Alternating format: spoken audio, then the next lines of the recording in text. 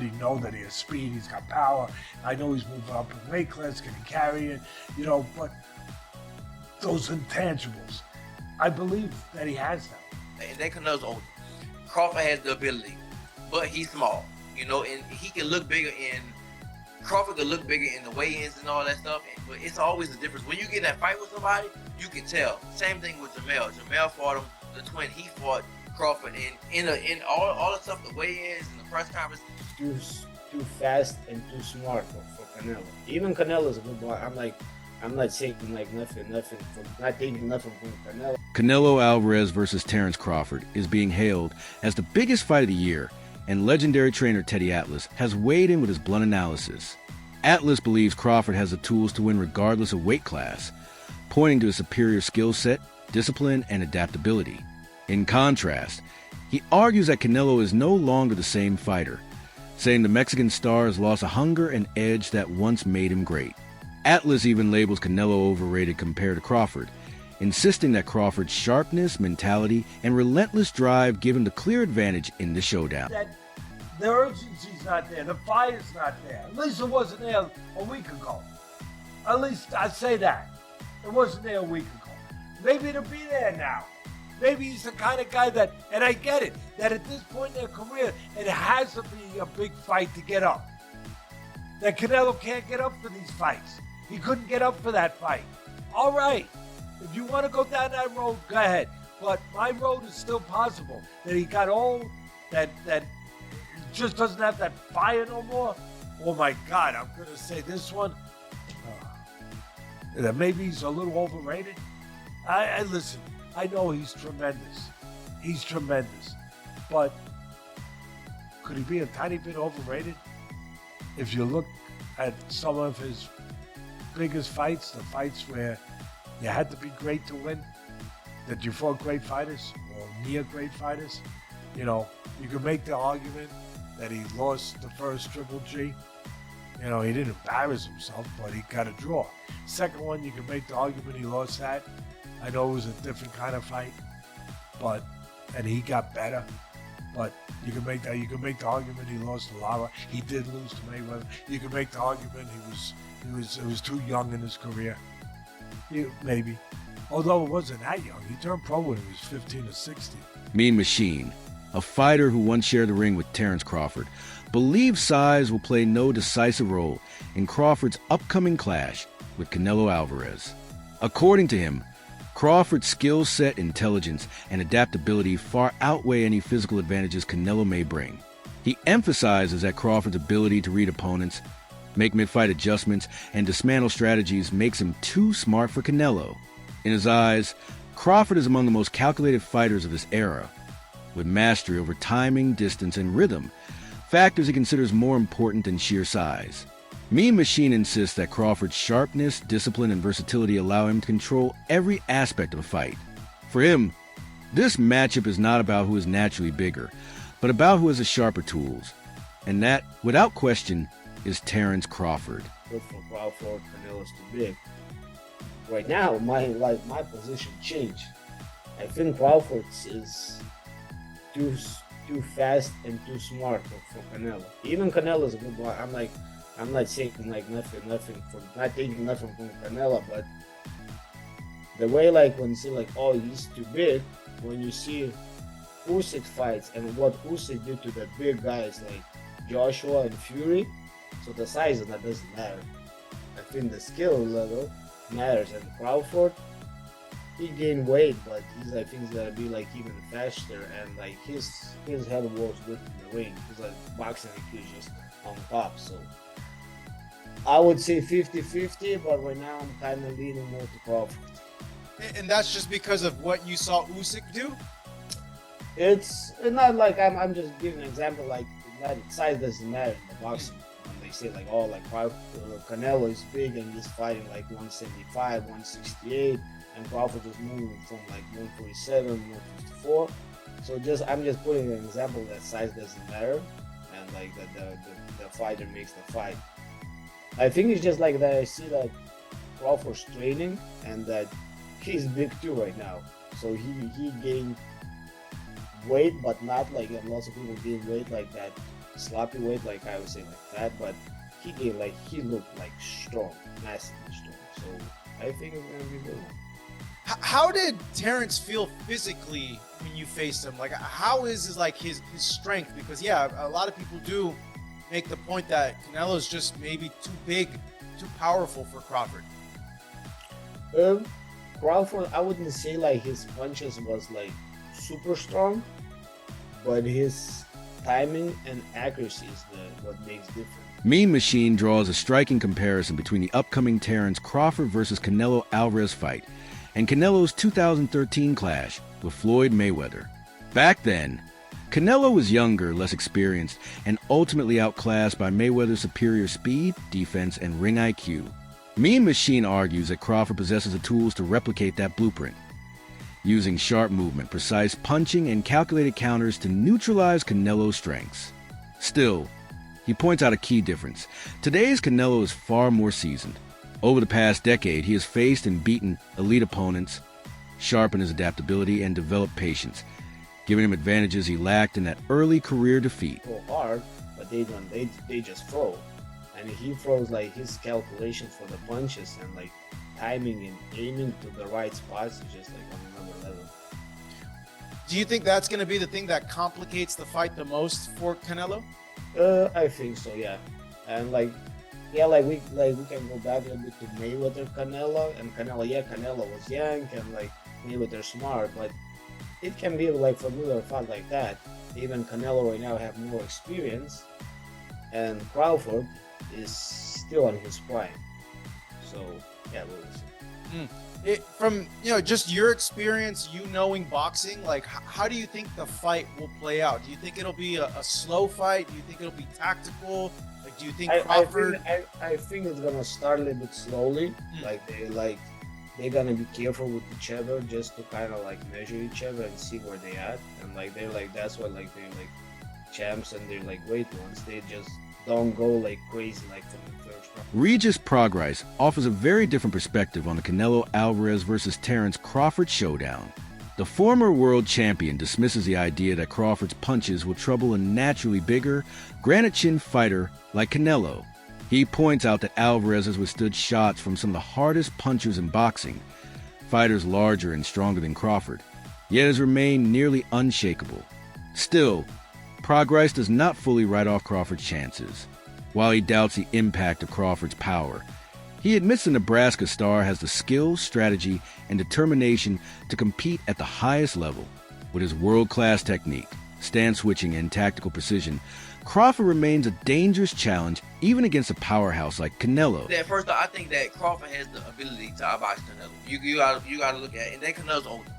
Crawford has the ability, but he's small, and he can look bigger Crawford could look bigger in the weigh-ins and all that stuff, but it's always a difference. When you get in that fight with somebody, you can tell. Same thing with Jamel. Jamel fought him, the twin. He fought Crawford, and in all the stuff, the weigh-ins and the press conference, Jamel looked like the bigger man. His head, his neck, everything looked bigger. But when they got in the fight, you can tell. You can see who really was the bigger man. And I think that's the same thing. Crawford is putting on weight, but it's not weight. Like Canelo had the weight already. He doesn't have to put on muscle. He doesn't have to do that. He's already big like that. But I think that Crawford does have the style. He does have the style to beat him. If you look at the people that beat him or gave him trouble, Erislan De Lara, Austin Trout, Floyd, and Bivol. They gave him trouble and stuff like that. And Skull moved around a little bit too. So I think that Crawford has that, but I don't know how Crawford is gonna respond when he gets hit. Same thing with Jamel. Jamel was undisputed at 154, and Canelo hit him and shit. Jamel was like, hell no. Jamel took a knee. So it's a big difference. And Crawford had that one fight at 154, and he didn't, Madrimov would touch him up a little bit. And this is nowhere close to Madrimov. You talk about Canelo. Now, if it was just another bigger guy, I would go with Crawford. But you talk about a great, this might be, people might kill me for it, but well, not really, but this might be the best Mexican fighter ever. One of them, at least, right? Jose Vargas Jr., who has sparred with Terence Crawford, shares a view similar to Regis Prograis' skepticism. Vargas admits that while Crawford is sharp, precise, and technically brilliant, he does not believe his punches carry the kind of heavy power needed to hurt a fighter like Canelo Alvarez. Having felt Crawford's shots firsthand, Vargas suggests they lack the raw force to seriously trouble someone with Canelo's size, strength, and proven durability. He notes that Alvarez has faced and absorbed power from much bigger opponents, making it questionable whether Crawford can present the same level of threat. Still, Vargas acknowledges that boxing isn't just about brute force. Timing, accuracy, and consistency can wear down even the toughest champion. Gonna be done in camp. You know, all we're doing is putting the final touches. I mean, I've been sparring Ron Ellis. I mean, this guy is a dog, bro. He's been getting me ready. I mean, he's been Canelo's sparring partner. Shout out to my guy Ron, man. He tries to knock me out every single sparring. This guy fights at 68, big dude, goes southpaw, and hits hard. So I know he fought Benavidez. So you know, he's a veteran. He's doing better in tactics in there, where he's not letting me rest in the clinch. He's making me work every second of every round. And I got something for Callum. I got something for the whole boxing world. And you know, I feel you're just as good as your preparation. And we've been doing the road work. We've been doing the mountain work. I've been recovering hard. I've been getting my rest. You know, I haven't been drinking no dark sodas, bro. I'm feeling like Tyson Fury right now, bro. Like. Mickey Bay takes a bold and controversial stance, accusing Canelo Alvarez of cherry-picking in his decision to fight Terence Crawford. According to Bay, Canelo has built a reputation for carefully selecting opponents, often waiting for the right timing or exploiting a size advantage.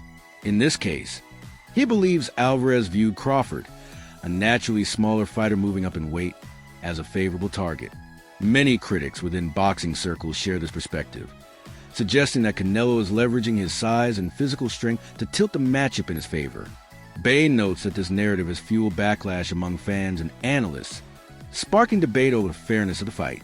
Still, he admits Crawford is far too skilled to be dismissed, with intelligence and adaptability capable of turning the tables even against a bigger man. Comparison type of a thing to make it seem like it's not a type of cherry pick that he has to go up into this battle. No, he a lot bigger. See, people looking at height. Height don't got nothing to do with weight and where you've been fighting at. Like, Terence put his weight on, so it's a difference. Now, Canelo's a lot bigger, like, hands down. Like, just mass, as far as mass. He naturally that thick. You know, he got to come down. Terence, just because your weight is up there, that don't mean that. That's like putting a dude, Benavidez, as a heavyweight. He might walk around at 205 or whatever. That don't mean he a heavyweight though. So Canelo is by far the bigger man. We just seen him hit dudes 6'3", 6'2" in the arm and hurt him. Like, he didn't hurt Kovalev, light heavyweight. So I mean, didn't he have a light heavyweight title? Well, when he fought Kovalev? Just period at light heavyweight. Didn't Canelo win the light? Didn't? No, he just Kovalev. That's it. Oh, okay. Well, he might have fought there a couple times, but the fact that he fought up there though, and he fought way up at light heavyweight, but he been in super middleweight for a minute, so he the bigger guy for sure. So really, he got to hurt Crawford, or he got to get his major respect. He got to get his major respect to make Crawford feel like he got to survive. If he can't do that, then he probably ain't gonna win. Do you feel like you was talking about Crawford? He needs to poke his way out of this fight, right? We've seen that, you know, Crawford's been lined up by lots of fighters. Not Errol Spence, of course, but other fighters that was able to line up with shots that don't necessarily hit like a Canelo. Now, Canelo gonna line you up regardless, right? Tom Loeffler presents a different angle, focusing less on fairness and more on the spectacle of Canelo Alvarez versus Terence Crawford. From a promoter's standpoint, he views this showdown as one of the most marketable events in modern boxing. Both fighters are global superstars with massive followings that cut across cultures, nations, and demographics. Loeffler stresses that matchups of this scale go beyond the sport itself, generating mainstream buzz and attracting casual viewers who normally wouldn't tune in, making it a true cultural event as much as a boxing contest. Profile show, it's huge. It doesn't get any bigger than that. And you know, you got to give credit to both guys. They're both very confident. They both have very passionate fan bases. You know, Callum, you know, having fought in Dublin, packed the arena out there, the 3 Arena, having fought at Madison Square Garden 3 times, fought in Boston, and then Fernando Jr., from one of the biggest boxing named families, in the history of boxing. He's going to bring out a huge fan base. So it's a really exciting addition to, such a big show that it like I said, doesn't get any bigger than that for sure. I agree. I think that you, along with me, have seen some of these criticisms of the undercard. But really, when you look at it, I mean, we both know Colin Walsh so well. The personality and the authenticity that he brings to the sport is just so sincere. He's so real. Being from Ireland, coming overseas to train and dedicate his life to this craft, and his personality is so magnetic that it obviously brought someone like Dana White to be a huge supporter of him. I think in these weeks leading up to the fight, the fighting public who does not know Callum Walsh is really going to fall in love with him, especially, by fight night. Saudi boxing power broker Turki Alishik has been widely credited as the driving force behind making the Canelo Alvarez versus Terence Crawford fight a reality. His financial influence and promotional power have consistently delivered dream matchups, though analysts note that not every pairing he engineers is the most competitive. In this case, critics point to the significant natural size difference, warning that Crawford could be at a disadvantage before the opening bell. Many argue the fight was made more for global demand and spectacle than for sporting balance. Still, Alishik's role is undeniable. Without his vision and resources, this clash between two of boxing's most valuable stars likely would not exist, regardless of debate over fairness. His ability to bring the sport's elite together ensures fans will witness a truly once-in-a-generation event that transcends traditional boxing boundaries. Benavidez Jr., Canelo,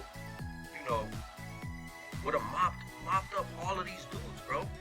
Would have mopped up all of these dudes. Like, when we're coming out and saying that this is a complete mismatch, and this is a joke, and this is a fantasy fight, you know what I'm saying, that Turki Alishik dreamed of, and we know he's a big Crawford fan, knowing, the level of star power that Canelo Alvarez has, and he had the back to make this fight happen.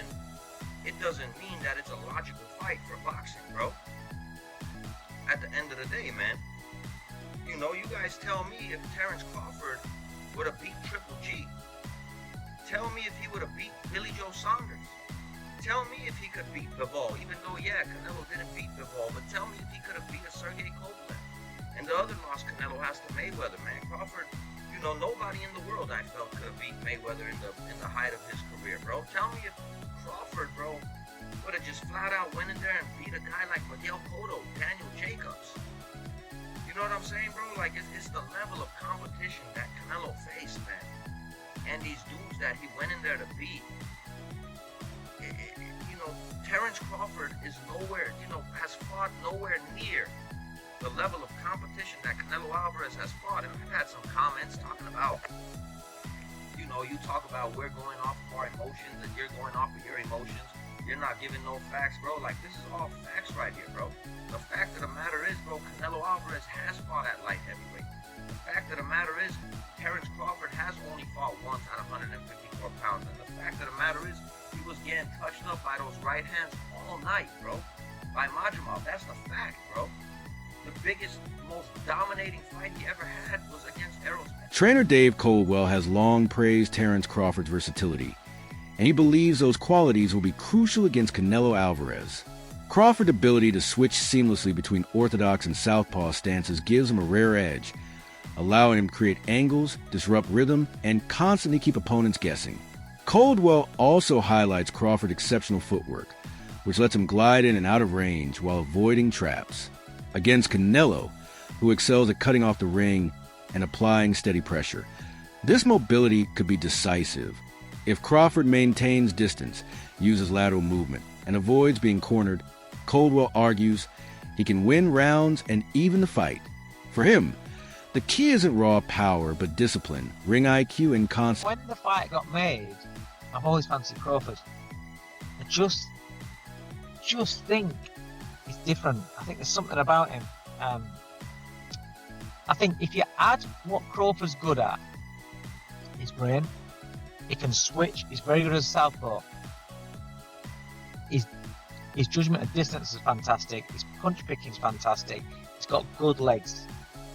when you add what, and he can pop. I mean, listen, he might. I'm not saying he's got the power to hurt Canelo, but he might have the power to surprise Canelo a little bit and just sting him and just.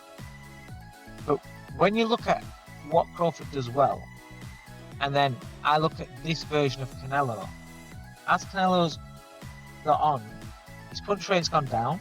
That's it for today's video. Stay tuned for more updates. Until next time, fight fans,